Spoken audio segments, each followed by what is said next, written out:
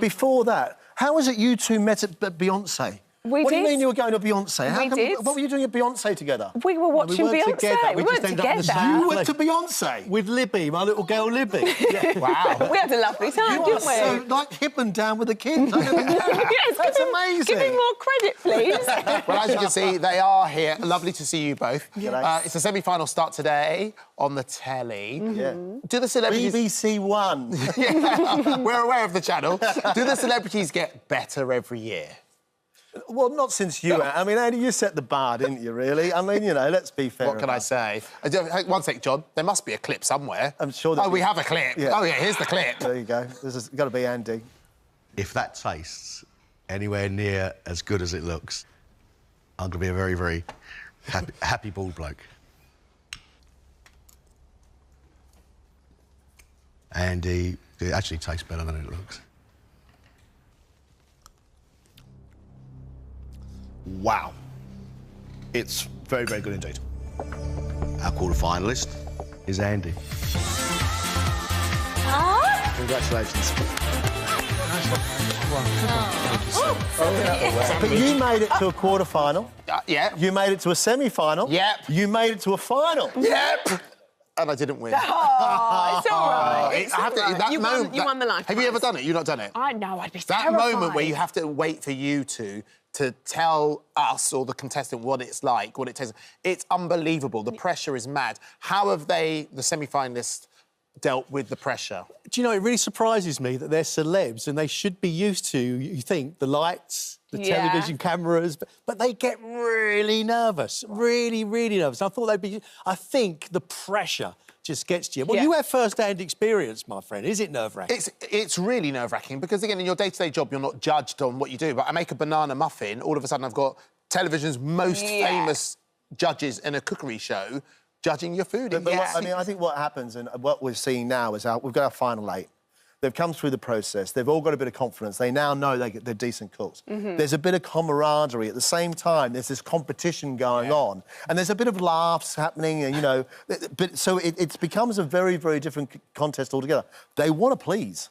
Now they want to win. It gets to that bit. You get so far, don't you? And sometimes you're like, oh, actually, I could probably do this.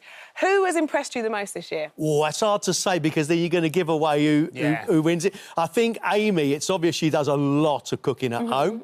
I think Win... Yes. For the creativity. The creativity is amazing, I think I didn't see Max. I didn't see at the start. I didn't see most improved. And Luca, when you suddenly find out his story, because Luca, you know, you think of Love Island, and actually his mother's Italian, so cooks all the time. His father's a fishmonger, so suddenly you've got this guy who has got all this experience, and that experience as a kid growing up is all important to Masterchef. And he says you've really helped him as well. Well, that's very kind of him. Yeah, he has. He's gone on the record of saying how... Yeah, and that's... I saw it in the press, and it's really kind of him to say so, but I think one of the journeys that we see with Masterchef a lot is people actually become themselves. Yeah. And they love becoming themselves rather than just being a celeb.